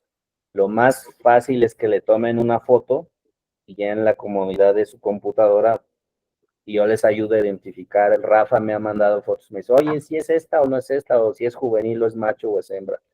Pero pues ahí sí traten también les doy un curso de fotografía, pues se necesita una cámara reflex de ciertas características, con una lente, un zoom 300 que te da al menos unos 30 metros de cerca. Yo creo que ahí en Valle hay mucha gente que puede ir con ustedes a tomar fotos. Entonces, con las fotos, eso ya es a rajatabla que identificas las especies, ¿no? Oye, David, ¿nos puedes pasar las especificaciones Ajá, porque una cosa es... la cámara? ¿Perdón? ¿Nos puedes pasar las especificaciones para la cámara? O sea, la mínima requerida. Sí, yo les mando hasta un modelo, ahí le mando a Liz ahí el modelo, pues una Nikon o una Canon, no les recomiendo otra, que puedan, de lentes intercambiables, de tecnología reflex, básicamente eso es, una lente 300, que así se llama. Bueno, hay muchas especificaciones, pero yo te voy a decir la más simple. O sea, mínimo cómprate esa, ¿no? En precio va a Sí. estar entre 20, 30, tal vez con las lentes que van a necesitar, ¿no? 30,000 pesos, que eso pudieron haber considerado tal vez en el proyecto, o no. Bueno, pues a botearle ahí por todo Valle. O sea, cuando No es dan tan imposible, digo, es poquito, para un estudio, ¿no? ¿Mande? que dan tan porque no alcanza más que para los jornales. Pero bueno, sí pusimos algo de tipo ligero, ¿no? ¿No, Liz? Sí, el que nos mandó, lo que nos había mandado, bueno, David había mandado algunas cosas de lo que era los binoculares y pedimos más de lo de Ajá. monitoreo para mamíferos. Sí, y si no, pues la otra sería Sí. hacer alguna alianza con gente que hace video, fotografía de naturaleza y que los acompañe, que a lo mejor no cada semana, pero vayan. Y, o sea, sí se pueden identificar sin foto, pero pues como van empezando, es como va a ser más complicado, ¿no? Claro. Nadie que empieza con cámara, distanciómetro y todo y a identificar, pero pues sí es lo ideal poderlo hacer así. Vayan pensando más preguntas. Con las apps para cantos. Ahí vamos. Mira, yo tengo alguna experiencia en cantos, pero ya identificas las de tu región.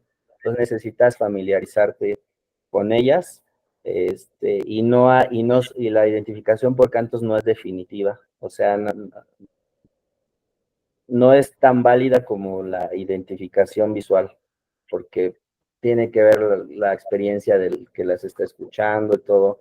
Y hay aves que cantan muy similar. Hay un pájaro que le dicen en inglés mockingbird y que imita los cantos de otras aves. Entonces, Sí, pero me refiero a que ayuda mucho cuando pones la app, identifica el canto y te dice, pueden ser estos 3 pájaros. Te voy a decir cómo les va a funcionar. Vean las guías Y ya que les los ves. mande, vean los nombres de las aves y entonces busquen cómo cantan esas aves, porque además tienen cantos distintos durante el año, van cantando diferente, ¿no? Entonces es como la forma más complicada, pero no está mal que se vayan familiarizando con los cantos. Y yo a veces voy, mira, ahí está el fulano, acá está sutano, acá están las urracas, estos los carpinteros, o sea, sí, pero te vas familiarizando con tu área de estudio, o sea, eso te va a llevar un año más o menos, están saliendo unos 3 meses. Pero ya vimos de aquí ya la presentación que tienes de las de Valle de Bravo, ya nos hiciste la tarea. Sí, todo lo que les pueda apoyar a distancia, con gusto. Déjenme compartirles esta ya para que nos vayamos todos a descansar. Esta me importa porque creo que es de donde podemos más fácil interactuar y pues contarles un poco de lo que ya hemos avanzado en el trabajo en Valle de Bravo, pues que se interrumpió también por cambios de administración, etcétera. Ahí se ve, ¿no? Sí. Bueno, por ejemplo, de calandrias, que son los famosos orioles para los americanos, pues, tenemos como 20 o 30 especies de calandrias. Entonces, si es una calandria, sí, pero ¿cuál es? Es una calandria, esa que ven ahí. Oriol, pues, tiene más nombres comunes. Entonces, los nombres comunes son bonitos, pero no son buenos para identificar porque se puede llamar del mismo nombre un ave y son diferentes especies. Siempre usamos los nombres científicos, ¿no? Bueno, este es un estudio que habla el enfoque se llama Educación para la conservación de las aves en la cuenca de Valle de Bravo, Estado de México, y lo presentamos en el tercer encuentro de coordinadores del programa de aves urbanas de la Conavio, que tenemos una de las sedes en Valle de Bravo, y me toca a mí coordinar ese programa, y lo que estoy haciendo con esta presentación es invitarlas a participar en el PAU Valle de Bravo activamente, ayudar en las actividades que hace la coordinación y como instructoras del programa. Entonces, ¿de qué se trata? Bueno, pues vamos rápido. El Estado de México tiene 422 especies, de las las 1,200 especies, dice 1,700, 1,100, 1,200 especies, ya son más de 1,100 identificadas para México. Entonces, de esas 1,100, el Estado de México tiene 422, casi la mitad. Aquí hablaba de especies neotropicales como las codornices, y el Estado de México tiene 5 especies de esas codornices, pero no solo hablamos de codornices. El hashtag o el esquema de educación para la conservación de las aves, así se llama nuestra campaña de Alianza Mexicana y del programa de aves urbanas PAU, que este es el logotipo, una gallina de monte. Por cierto, escribí una nota de divulgación en el newsletter del Observatorio Ciudadano, y creo que salió apenas. Yo no la he leído. Si ustedes tienen acceso a ese documento, creo que tú estás ahí, ¿no, Liz? Sí. Véanlo, léanlo, por favor, y pues aquí me pueden dar su retroalimentación. Habla de la gallinita de monte.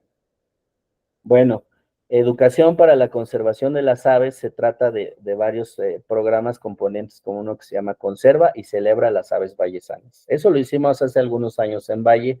Les digo que se interrumpió el apoyo municipal para que nos llevaban a las comunidades. Este es aquí con Viva, esta foto la tomé ahí con ellos. Esta es, no me acuerdo los nombres de todas las comunidades, pero conservación y aprovechamiento sustentable de la biodiversidad vallesana, y de ahí surgió la idea de hacer una UMA en San Juan Atzcapa, ¿no? Acá fuimos a darle unas pláticas. Esto es acá en Los Saucos, con la gente que ya hace el trabajo de las mariposas, y pues también ahí hay conflictos entre ejidos que son vecinos, que de quién son las mariposas y quién gana más y quién gana menos. Entonces fuimos a hablarles de que podían implementar el aviturismo con todos beneficios culturales, económicos, ecológicos, sociales, no solamente de dinero, para que fuera una herramienta, algo que les diera un diferencial respecto a sus vecinos de otros municipios, y que son los mismos transectos que usan para las mariposas, son los mismos que pueden usar para las aves. Entonces, pues les empezó a caer el 20 de cómo estaba el tema. Esta es una brigada que ya existe, como la que ustedes están o nosotros estamos integrando. Esto es ahí en el extinto CIPS de San Cayetano. Esta es la brigada que trabaja en ese lugar. Aquí está, Ahí está Gabo. sí, ahí están. Esa vez, pues tú fuiste a esa reunión, pues ya no te quedaste a la foto, Liz. Ah, Y ahí ya. yo me fui con ellos, me fueron a enseñar lugares donde hay aves y todo esto. Se puso padre después. Ellas son de del Oro, de Ixtapan del Oro. Con ellos fuimos, de hecho, por ahí nos fuimos juntos. Les llevé algunos pósters. Ya que se fueron ustedes, empecé a sacar los regalos y les regalé pósters y todo. Gracias, gracias. Están los muchachos de la brigada. Bueno, con esto queríamos decir que los procesos de integración comunitaria son una estrategia de solución a las problemáticas de una región, de unas problemáticas sociales. Si la comunidad se integra, pues otro gallo nos va cantando, ¿no? Porque todos somos parte de la solución o del problema. Esta es la revista que traemos ahí, hemos repartido de los trabajos de proyectos de conservación de biodiversidad que nos imprimió Comecit. Les regalamos algunas revistas, material, y pues escuchamos las problemáticas que ellos tenían. Aquí está uno de los niños, ahí está el capítulo de la mariposa monarca, por eso la abrió ahí, estaba muy contento. Dice, los senderos en áreas rurales con fines de aviturismo constituyen una alternativa de desarrollo económico desde una perspectiva de sostenibilidad y protección del patrimonio natural y cultural de propios y visitantes.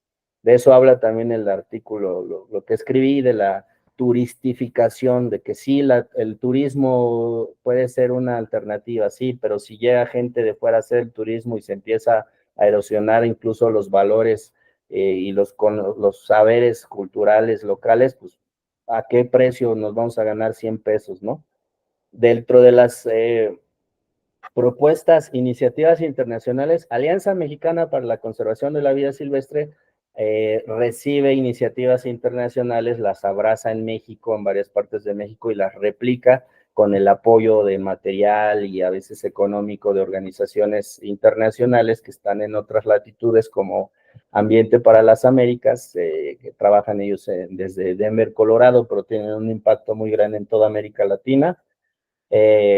hicimos le entramos en el 2019 a esta campaña que se llamaba Protege a las aves. En inglés el eslogan es más pegajoso: Be the solution to plastic pollution. O sea, la solución a la contaminación por plásticos. Y luego el siguiente año, el 2020, hicimos Día Mundial de las Aves Migratorias. Perdón, es el 2023.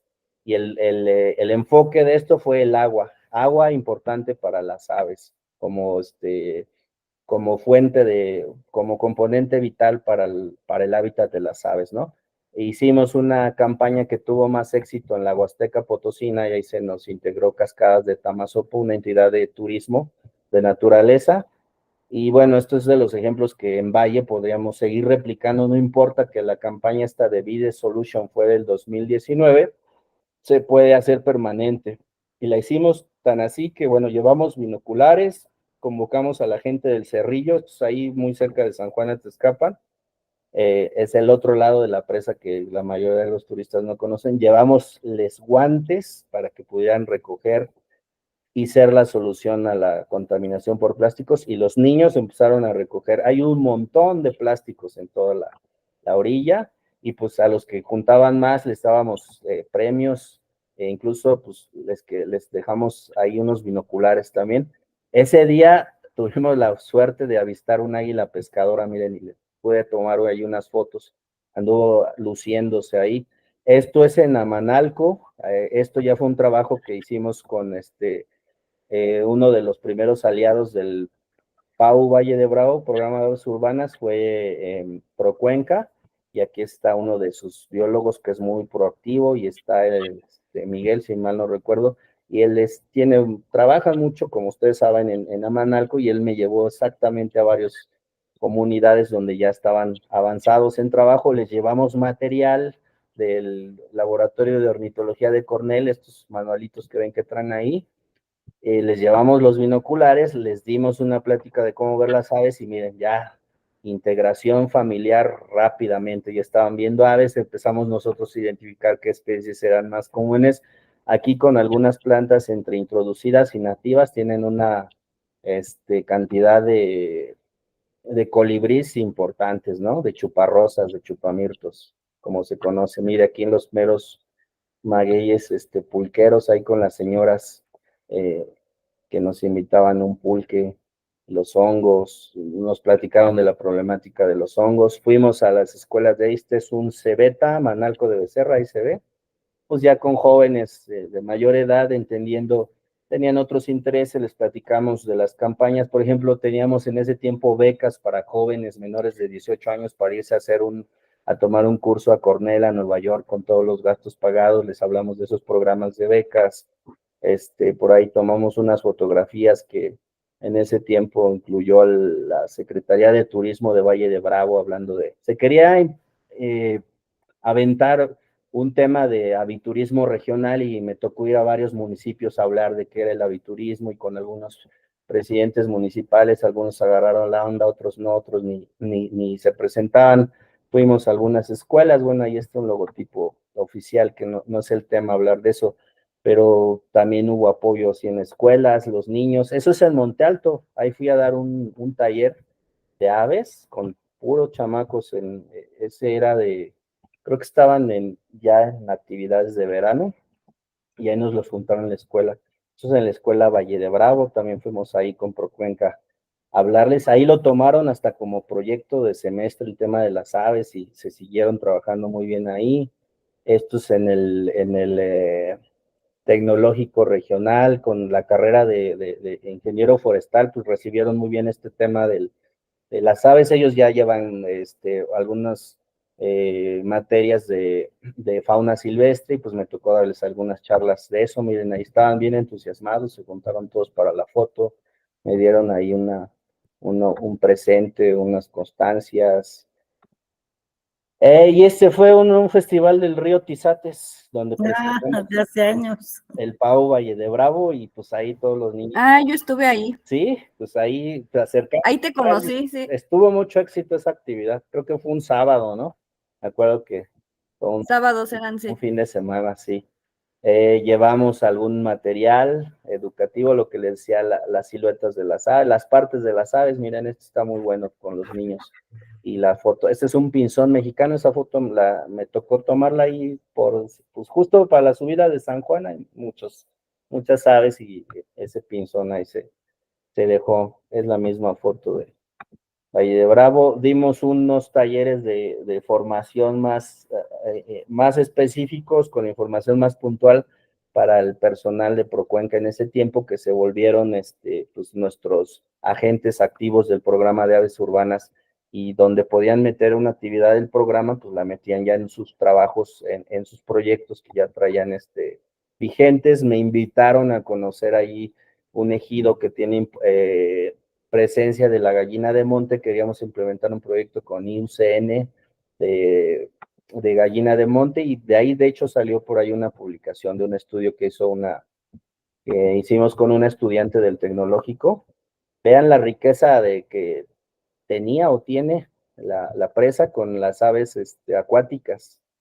Seguramente conocen la guía de aves que hizo Procuenca, que incluye muchas aves acuáticas. La revisé, me le regalaron algunas, fuimos a ver aves ahí, identificar algunas de la guía. No, algunas no estaban en la guía. Era un valle interesante. Entonces se quedó esta iniciativa, conservando y celebrando a las aves vallesanas, donde metimos lo del programa de aves urbanas de PAU, que es una representación de Conavio, y una iniciativa para la conservación de las aves de Norteamérica que se conoce como NAPSI. El programa original, nosotros como Alianza Mexicana empezamos a trabajar porque teníamos años ya trabajando con el laboratorio de Cornell en su programa original, que se llama Celebrate, pues lo mismo básicamente en inglés, ¿no? Celebra las aves urbanas. Y otra iniciativa muy importante, el Día Mundial de las Aves Migratorias, de Ambiente para las Américas. Y pues ya el tema más científico y más de ciencia dura, con la Species Survival Commission, la Comisión de Supervivencia de Especies de la Unión Internacional para la Conservación de la Naturaleza. Y aquí les decía que reportábamos el trabajo que Procuenca ya le metió por su parte. Yo había invitado a doña Juanita Dapa, una amiga de Tamaulipas, que trabaja allá en los manglares. Hay un documental en Netflix, creo que todavía está, se llama Pajareros o Birders, como dice aquí en inglés, y pues se volvió célebre doña Juanita Dapa. Ella tiene un trabajo muy importante voluntario ahí en el Mangle, en Tamaulipas, en un área natural protegida. Ella originalmente son pescadores, ahora se dedica más al ecoturismo, y pues han estado muy golpeados últimamente por el tema del narcotráfico y todo eso, pues les ha pegado muy duro. Entonces, le había invitado en el 2020 a nuestro gran festival de biodiversidad, y pues la pandemia no quiso que nos visitara. Nos iba pues, vaya a compartir todo lo que ellos han hecho en Tamaulipas, ¿no? Pero es un personaje icónico ahora en el mundo de las aves en México, se volvió Juanita. Y traíamos todos estos aliados detrás, ¿no? Hasta el de Wildlife Society, que es un grupo de estudiantes y profesionales del manejo de fauna silvestre, que muchas universidades de Norteamérica están ahí. El grupo de especialistas de IUCN de Conservation Planning, Environment for the Americas, un proyecto conjunto con la UNAM, y pues aquí nuestro gran aliado grandote, el laboratorio de aves de la Universidad de Cornell, etcétera. Y pues les decía lo de las becas. Miren, nos llevamos a estos muchachos, fueron de los segundos años que ganaron beca, y pues fueron a vivir la experiencia de cómo se ven las aves allá, los laboratorios de audio y demás, aprendieron mucho, y pues yo iba ahí acompañándolos. Llevamos y damos charlas de los trabajos que hacemos en México. Hay gente de toda Latinoamérica y compartimos experiencias, ¿no? De eso se trata en esos foros. Conocimiento y conservación de la gallinita de monte y su hábitat en Valle de Bravo, México. Ese proyecto sigue activo, ahí con el buen de Sandro Cusi, ahí me llevó a conocer lo que ellos ya traían avanzados, y pues él le dio el enfoque del cicliturismo, ¿cómo se llama esto? De las bicicletas. Y hablamos ahí de cómo proteger las zonas de anidación de la mascarita, y pues dijeron, bueno, pues a ver, vengan a estudiar un rato cómo está este tema. Y después de esa reunión y un año de trabajo de una tesista del TEC, se tituló, del Tecnológico Regional, se tituló ahí con un trabajo, y de ahí sacamos una publicación que se llama El hábitat en inglés así se llama, tiene este nombrezote. Le dicen perdiz, pero no es una perdiz, es una codorniz. Es la gallinita de monte, pero así se conoce en inglés, Long Tail Wood Partridge.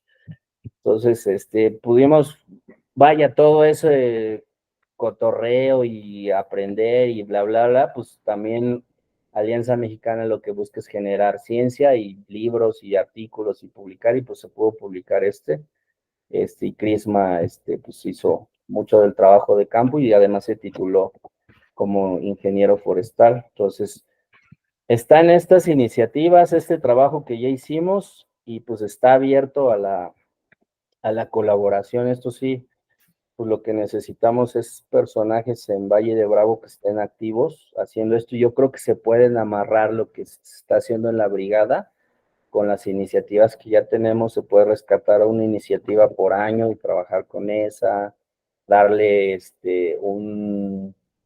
un escaparate internacional al trabajo que hacemos, publicar, hacer publicaciones. O sea, yo lo que les estoy ofreciendo es el camino que ya llevamos trazado, recorrido, e integrar este nuevo componente con ustedes. Entonces, si les interesa, pues lo pueden platicar. Si cada quien por organización que tiene quiere participar, o como individuo quiere participar y me dice, David, que yo quiero entrarle al PAU, ¿qué hay que hacer o qué actividades hay? Pues también me dice y lo organizamos. Lo ideal sería, pues como brigada, ¿no? Participar. Claro. Ahí, logotipo la brigada, pero pues, se puede de todas las formas posibles. Y ahorita que físicamente yo no estoy ahí, hay algunos jóvenes que estaban, incluso uno se acaba de graduar de la UMA, pero pues uno solito no puede hacer mucho. Entonces, en grupo, en equipo, podemos hacer muchas cosas. Yo les doy estas capacitaciones, hacemos el diseño de estudio del experimento, del monitoreo de aves allá, traemos un libro una iniciativa de aviturismo para Latinoamérica, que ya no dio tiempo ahorita de platicarla, eso requiere un espacio aparte. Podemos echar a andar eso ahí, o sea, intentar hacerlo en San Juan. Ya lo habíamos puesto ya los cimientos, y si no en San Juan, si me dice Ana, yo tengo un ejido acá, y si no es en Valle, pues donde sea se puede hacer. O sea, está todo, hay mucho trabajo, nomás que, bueno, pues uno está teniendo lo que tiene que atender, y el mal hábito de comer 3 veces al día, pues no da tiempo de hacer todo. Ok, pues yo creo que ya ahorita nos diste muchas ideas. Ojalá nos compartas la presentación esta, porque yo creo que parte de la brigada, o sea, parte del trabajo va a ser la difusión, ¿no? Sí. Poco a poco ir aprendiendo nosotros, ahora sí que especializarnos, tener más experiencia, pero las primeras partes creo que podría ser la difusión, para que la gente sea más sensible, ¿no?, a estos temas. Y la educación ambiental ya muy clarita, con 2, 3 iniciativas, que se esté trabajando con ella, y es a donde podría entrar lo del PAU. Digo, lamentablemente, como saben siempre, PAU es una iniciativa de Conavio, y cuando entramos con Conavio, cuando trabajamos con Cornell, pues siempre hay recursos económicos, logísticos, científicos, y Conavio nos dice, tengo 0 pesos para esta iniciativa, ¿con qué le vas a entrar tú? Le organizamos el evento en Valle de Bravo con la ayuda de muchas personas, el dinero, hoteles, comida, etcétera, y salió bien, salió todo muy bien, y se dio un avance. Y por ejemplo, por Cuenca volteó y dijo, le entramos con lo de las aves, nos gusta, y bueno, ellos ya traían un antecedente, pero vaya, se puede hacer más. O sea, la limitante, siempre todos caemos, es que no hay fondos. Pues sí, va a ser difícil que alguien llegue y te diga, traigo 100 millones para que conserves, ¿no? Pero si buscamos la forma, integramos el trabajo que ya se tiene avanzado, se difunde, bla, bla, se puede avanzar. Tal vez no al grado que quisiéramos, pero se puede hacer algo, y también sería una pena que todo esto se fuera a la basura y ya no, y se perdiera. Entonces, están ahí, las iniciativas están, si le movemos, hacemos algo, pues también se puede fondear. de otras formas, pero si no tenemos nada hecho, no puedes presumir nada para que te quieran fondear, o a nadie se le antoja fondearte porque no ve nada concreto. Eso es como lo veo. Pues muy bien, David. Ya tendremos que ponernos la brigada, las pilas y ver cómo podemos empezar. Los jaguarundis. Ajá. Muy bien. No, Sí, pues gracias estamos, por estar aquí poniendo atención. Yo nada más les pediría que traten de leer lo del, a ver si lo consigues, Liz, porque tengo que yo no lo he visto, y no me he podido meter. A ver si te lo facilita ahí, Samantha, y lo puedes compartir en el grupo. Claro. Y vean y ahí yo les voy mandando el material. O sea, me comprometo a mandarles lo que eran las partes del AVE, esta presentación, las guías y cualquier cosa que se puedan atorar con las aves, ahí está. Por ahí hasta me encontré una guía de abronias, muy bonita con fotos. Ah, la voy a compartir. Ok, pues bueno, miren, ya ahora sí son las 7:10 y pues agradecerte, David, como siempre, y pues aquí le vamos a seguir echando ganas. Y gracias y felicidades por los avances que han tenido y mucho éxito con el proyecto que metieron, y pues hay más fuentes de financiamiento, seguro va a haber alguien que lo tome en cuenta, fuentes oficiales, ONGs. Yo, que me libere ya un poco de mi trabajo, le voy a dedicar tiempo a difundir esto en los medios con los que trabajamos, y a lo mejor encontramos a alguien que se quiera unir, pero ya necesitamos ir teniendo productos puntuales que ustedes vayan ya generando, ¿no? Evidencias, los videos, si hay alguien aquí que puede hacer un video de lo que están haciendo en San Juan, bla, bla, y pues ahí sí les pido de favor que yo con gusto colaboro, pero cuando hagan algo que me digan, y pues para meter los logos de Pau y de Amegris, ¿no? Y bueno, de UCN también me sirve porque nos sirve a todos, porque yo doy evidencia de que estamos trabajando a nivel de Valle de Bravo con los ejidos, y pues estamos diciendo porque se necesita saber lo que estamos haciendo, y luego no lo hacemos saber, o a las personas adecuadas, ¿no? Claro, nosotros. Eso sí les pido que nos incluyan con los logotipos, porque es importante cuando hacemos los informes del trabajo, de las colaboraciones, y pues sí, pero no dice ahí Alianza Mexicana, dice David, y ya pierdo fuerza yo para poder buscar más apoyos. Órale. Pues muchas gracias. Nos vemos todos. Gracias. Un gusto verla. Éxito. Un abrazo. Gracias, David. Estamos en contacto. Seguro.